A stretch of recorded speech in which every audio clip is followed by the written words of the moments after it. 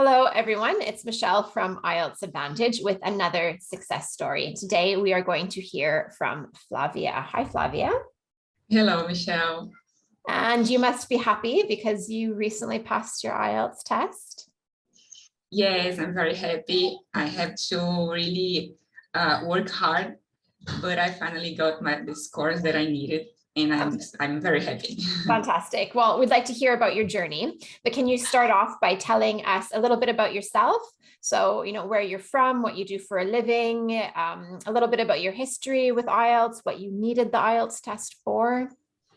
Yes, well, I'm from Salvador, Brazil, and I'm a civil engineer. I work with projects, and I really needed to do this exam because I live with my husband and my kid, and we tend to move to Canada, and it's really necessary to take the test to immigrate directly there without doing a college or anything, and we want to go as permanent residents, and it is necessary to achieve a high score in IELTS. So I really had to work hard, to get the scores, and working at the same time, and be able to study and to work. It was really hard to do both things, but I kind of managed to do it, and I got the scores. And take care of your family. We can hear someone in the background. Yes, you can hear my little kid. He's 2 years old. Oh. That was a big difficulty to manage all of this and still my kid. So it's not easy, but when you are focused on doing something and you can schedule your time, then you can have time to do all the things you have to do and go there and get the scores you need. And what scores did you get on your test? I got a 7 from speaking and writing, and 8.5 for listening, and a 9 for reading. Excellent. Wow, you got a 9. Yes. That's amazing. Well done. And was it your first time taking the IELTS test? Had you taken it in the past? No, it was my first time. Actually, it was the first time that I even listened about this test, because I didn't know it until I had to do it. So when I first started to look for to research how we could move to Canada, that's when I found out about the IELTS test, because I didn't know it. I didn't know it, and it was my first time, and I got the scores, so I'm very happy. That's excellent. So first time, one time, and you passed. I passed. It was on February. Yeah, February last month. Excellent. So how long did you spend preparing? And did you spend some time before you joined IELTS Advantage? And then how long did you spend after you joined us? Well, actually, well, in my research, I found out that I had to do 2 tests, actually, a French test and an English test. So I first started studying for the French test, and I started to study in July of 2020. Yes, in July of 2020. And then I spent 1 year studying only French, and after I took the French test, then I started to study for the IELTS. So I guess I started to study on September of the last year. And I spent from September until February this year studying for the English test. But I didn't start from zero. So I had studied English in the past. I studied English over 8 years of my life. I started to study English when I was 10 years old, and I studied until I was 18. But then I stopped I moved to Spain. I forgot most of things, and I didn't use the English for, all of these years. I'm not gonna tell exactly how many years. You don't have to. Yeah, it was too many years without speaking English. And then I had to, get used to speak again and remember some grammar rules and some vocabulary, because if you don't use a language, then you tend to forget some things. And then you think that you really speak very well. And when you actually speak, you realize that you do not speak that well as you think, and you have to improve, and it was a really hard working, improving all the things I had to improve to get the scores that I needed. So what was hardest for you to improve? I would say the fact that I knew that I was going to be nervous in the speaking test, and that could be one thing that would lower my scores, and I would possibly not get the scores. So work on my anxiety for the speaking test. I guess it was the hardest thing. So many students really suffer from bad nerves. I mean, I think it's normal to feel a bit nervous in a test situation. Yes. I think even if I did it, I might feel a little bit nervous, even though I'm an IELTS expert and native speaker. So I think part of that is normal, but too much stress, too much anxiety, it can have a negative effect on your performance for sure. So what advice would you give to somebody else who maybe feels the same way, who's just like so nervous they can't do their best in the speaking test? Well, one advice that unfortunately, I only heard that advice after, but I think that if I had listened to this before, it would really help me, is to put yourself in an uncomfortable situation. So put yourself in a situation that it is the most similar to the one that it will take place in the day of your test.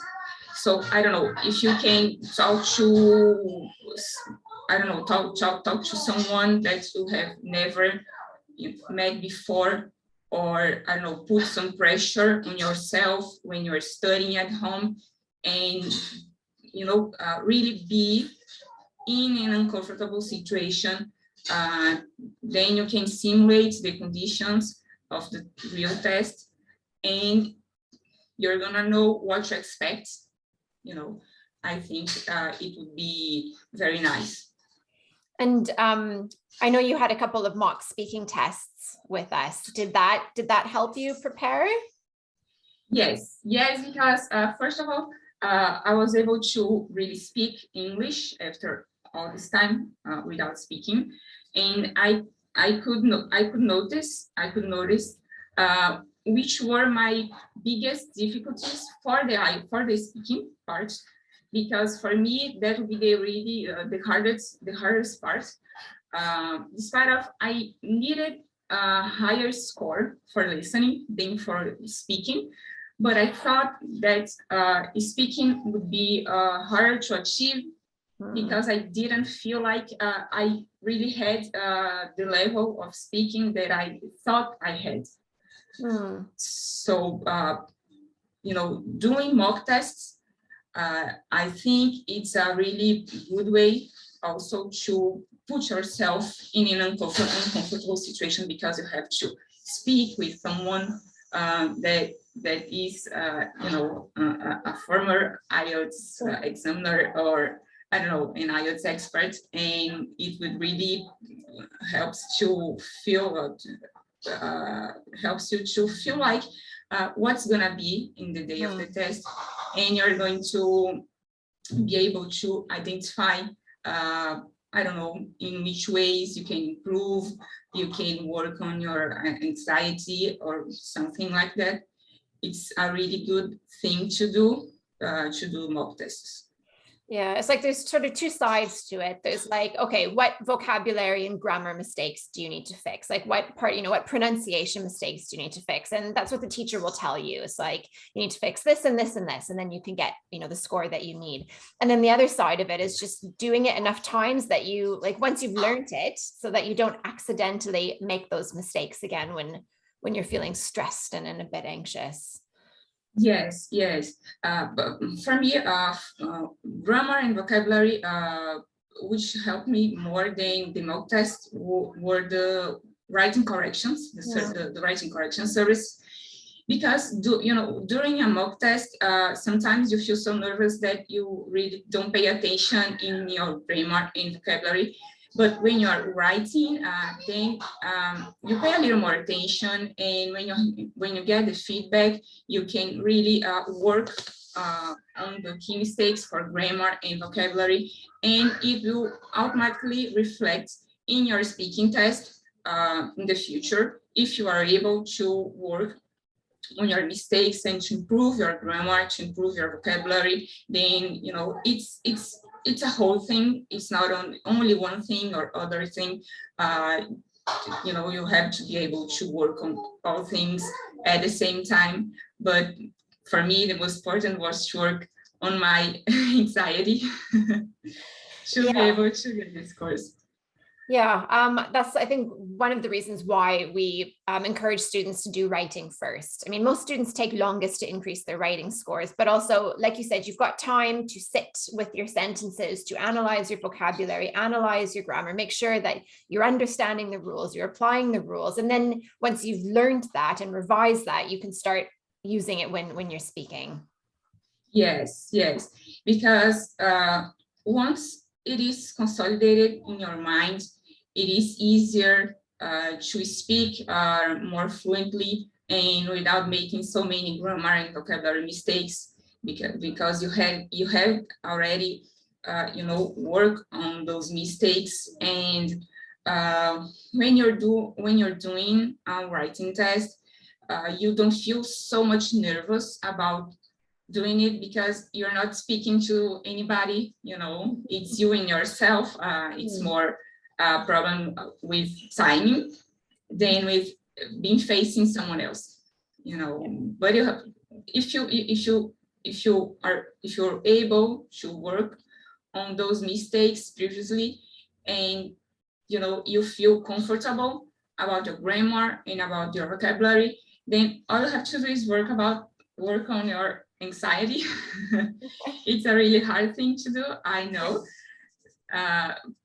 but it's something that it must be done in order to get this scores that anybody needs.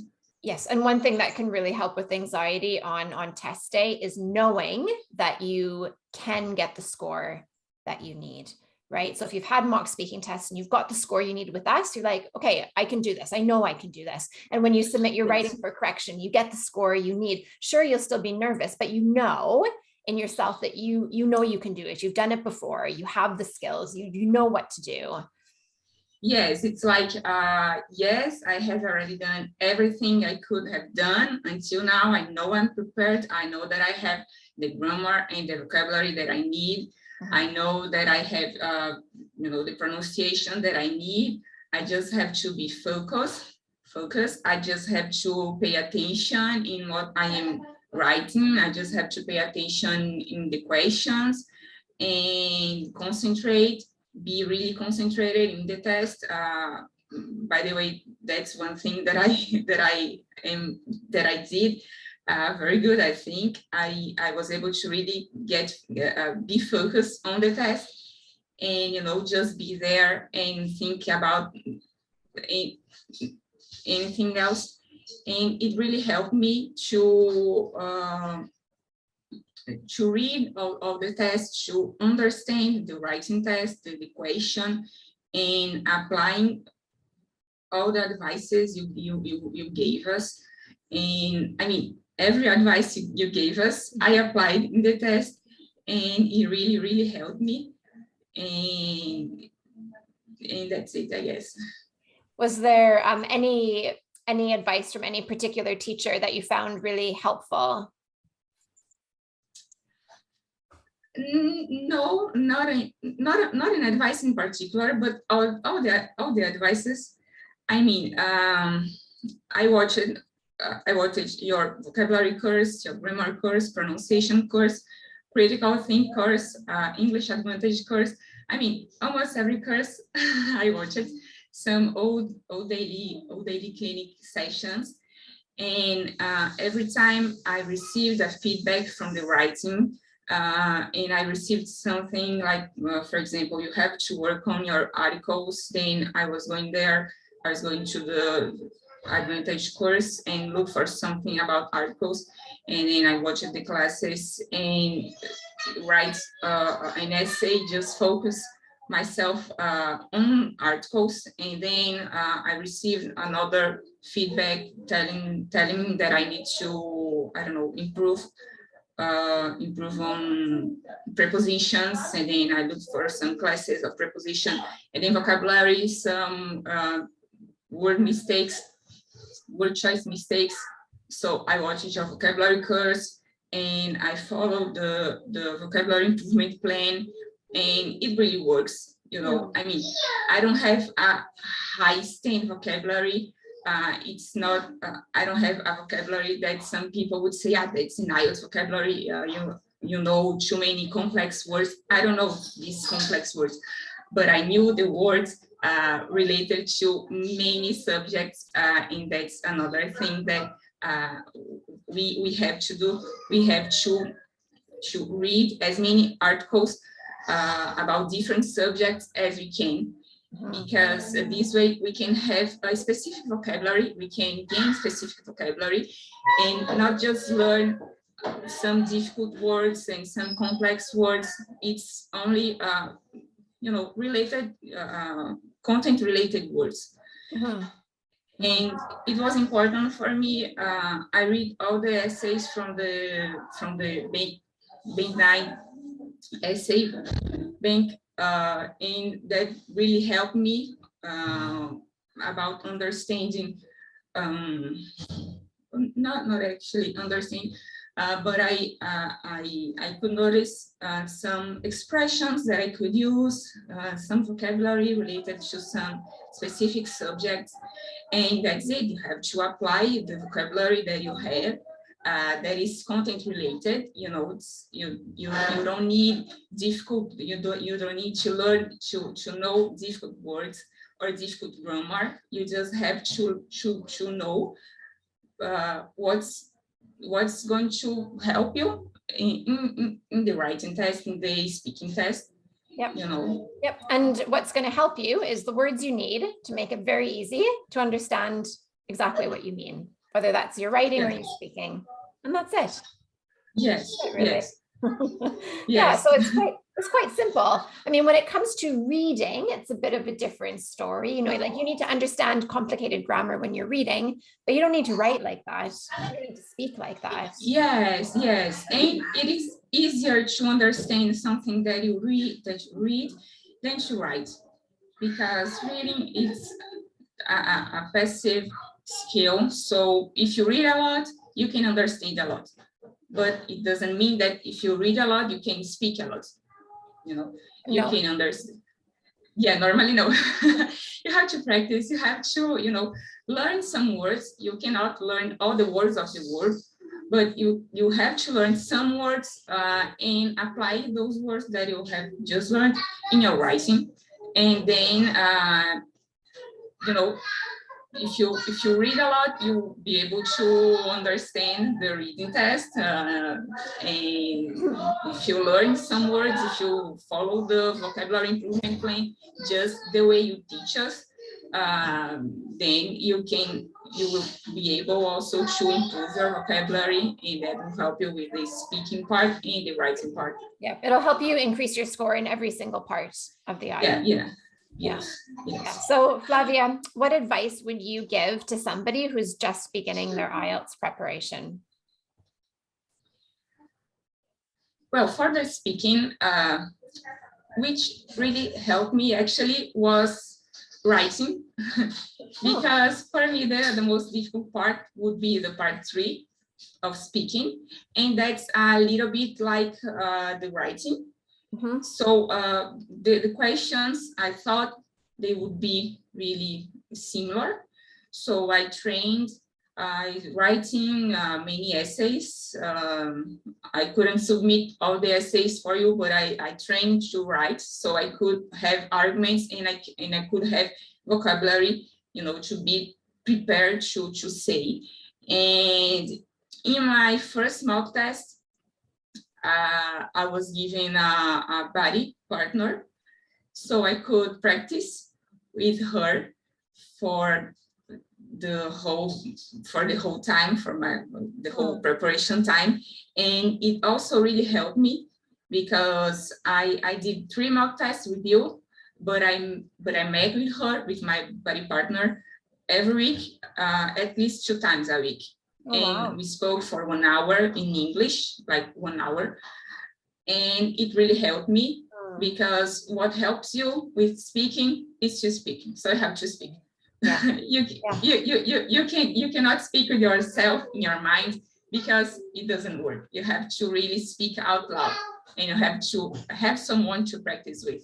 Yeah, in your head, when you're not speaking, but you're only thinking about it, you're fluent and everything's perfect. Yes. It's like in my head, I was speaking and doing a comparison.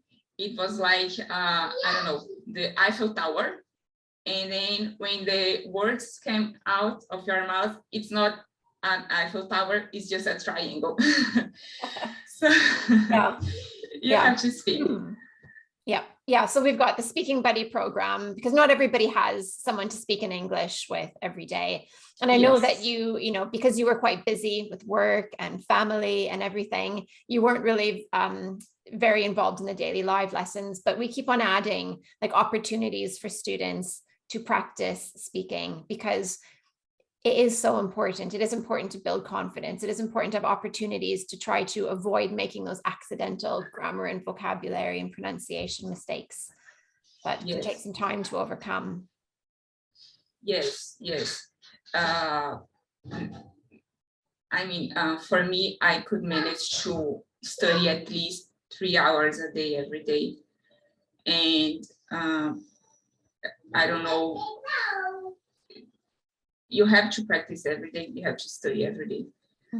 At least, I don't know, 15 minutes, that would really help. Because also, if you do not follow a daily study program, sometimes you can forget some things, and it would take a little longer to achieve, to improve the way you need. And because that was my purpose, then I managed to study at least 3 hours every day. That really made a difference for me, daily study. I know it's not possible for everyone, but then you have to realize that it will take you a little longer rather than if you studied every day. And how did you manage to find the time to study? Because you've got work, you've got a 2-year-old, so you're a busy woman. How did you manage to find the time? Was there any sort of sacrifice or give up in your daily schedule so that you could study for IELTS? I am working from home. I'm in home office, so it's a little easier for me, because when you are at home, it's a little easier to manage. And I have a babysitter. I can afford it. I have the opportunity, to afford a babysitter. So from 8 a.m. from 5 p.m., she's with my little boy. So in this time, I can manage to work and to study.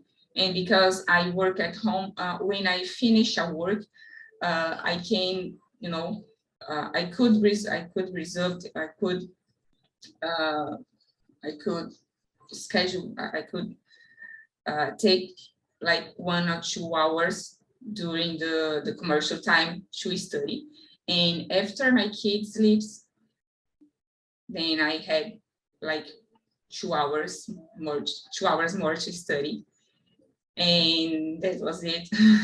So you were very disciplined with your time. Yes, I have to be because, when you have an objective in your mind, you have to manage to, you have to be disciplined to manage the time you have to study. And I don't know, because I think that because I'm an engineer, I like to have everything planned, scheduled.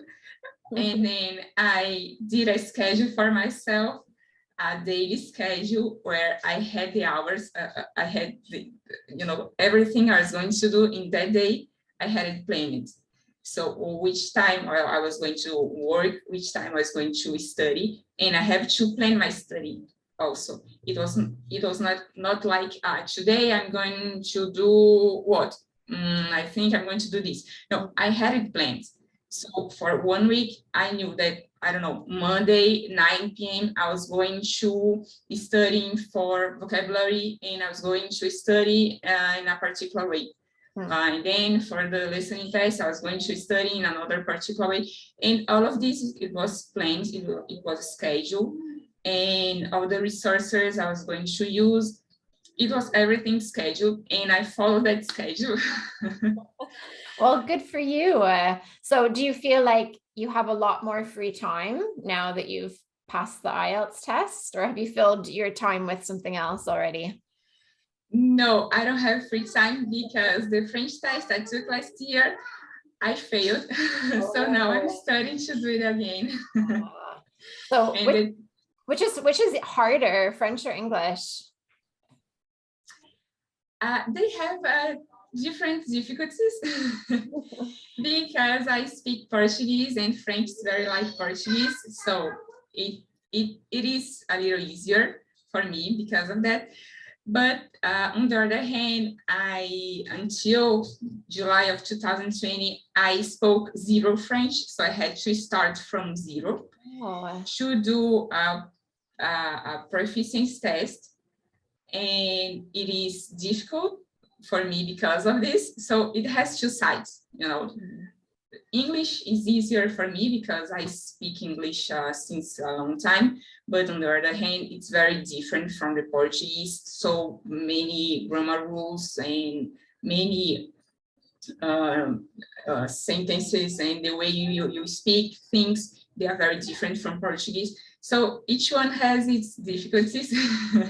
Yeah. So, I mean, that's quite amazing. You're going to have English, French, Portuguese. I imagine Spanish as well if you went to Yes. Yeah. Oh, fantastic. Yes. So Canada, that's where you want to move. Yes, yeah? That's it. Yeah. So when do you think you'll be able to apply to immigrate to Canada? What's your plan? Well, I'm going to retake the French test on 4th of April.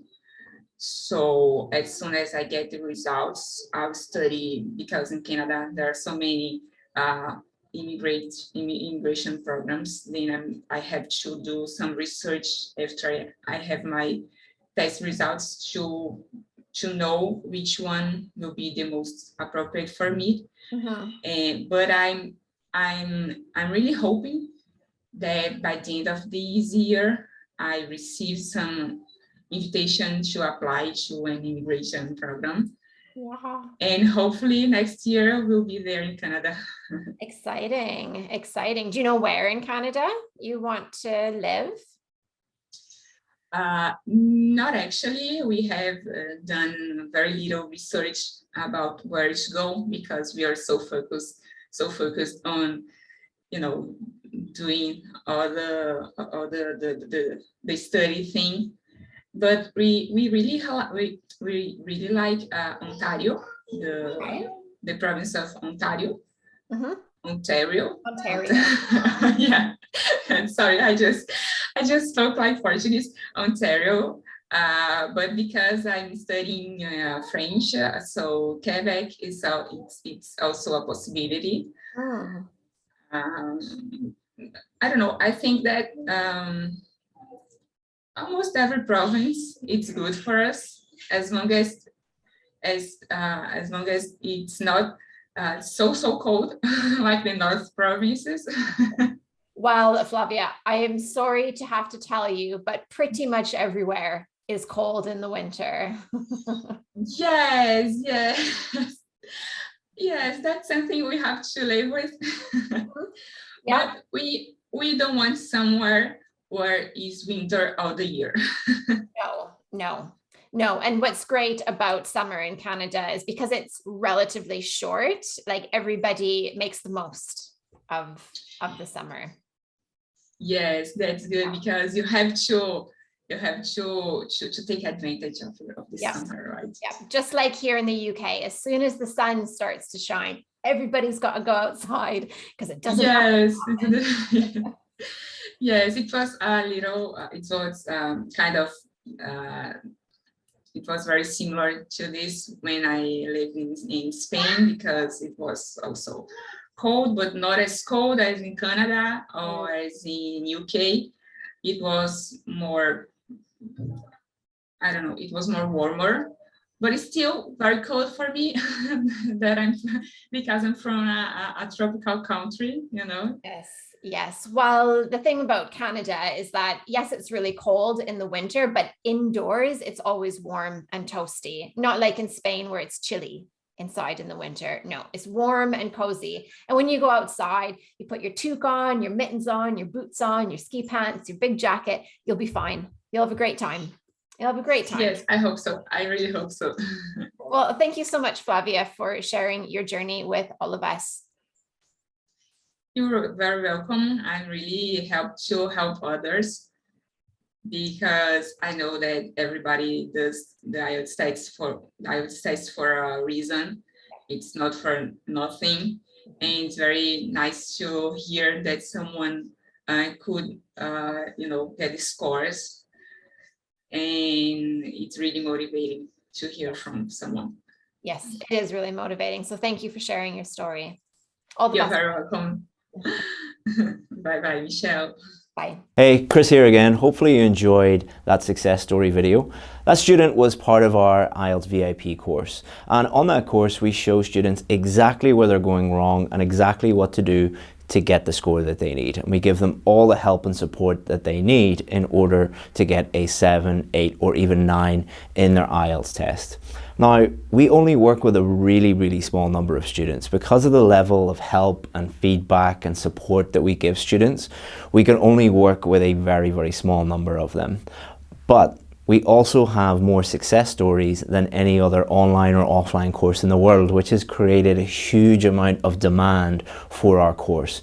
So we're the only course in the world, I believe, that has a very long waiting list. If you want to join that waiting list, all you have to do is just click here and you'll be able to add your name, add your email address, and then when one of our students becomes successful and leaves the course, the next position can be for you. Hopefully see you in there. Bye-bye.